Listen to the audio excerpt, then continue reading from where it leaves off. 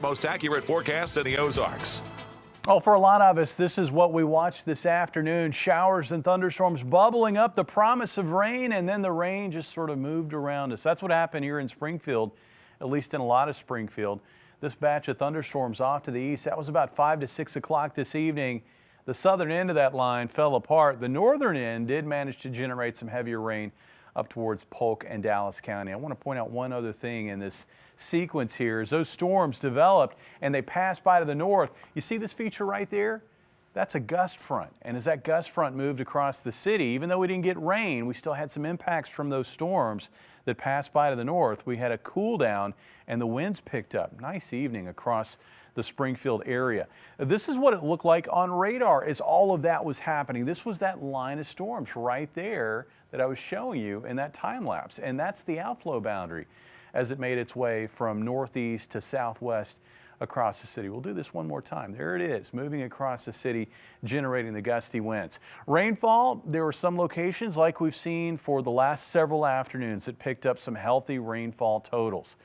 Here in Springfield, not so much, but the airport did manage to pick up 3/100, so measurable rain goes in the record books again for today. That's the fourth day in a row out of this stretch where we've had just these spotty showers and thunderstorms, hit or miss, and for a lot of folks it was a miss.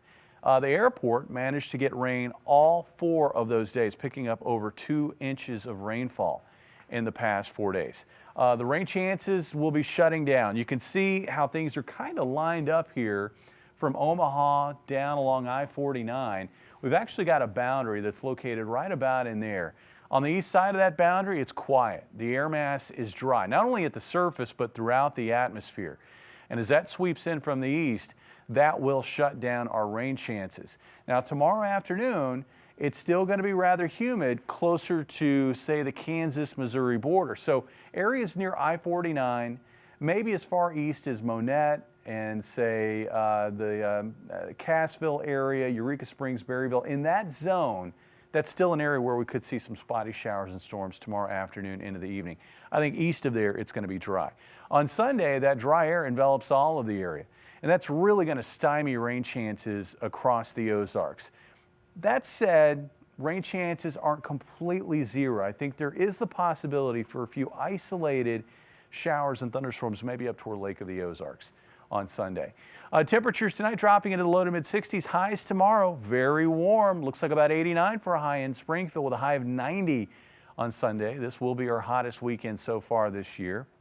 But this is going to be a dry heat because as that dry air moves in, we're going to find the dew points going down. So this will be, again, a low humidity kind of hot pattern that we find Saturday and Sunday. And with those hot temperatures, a great weekend to get out in the Ozarks, do some boating.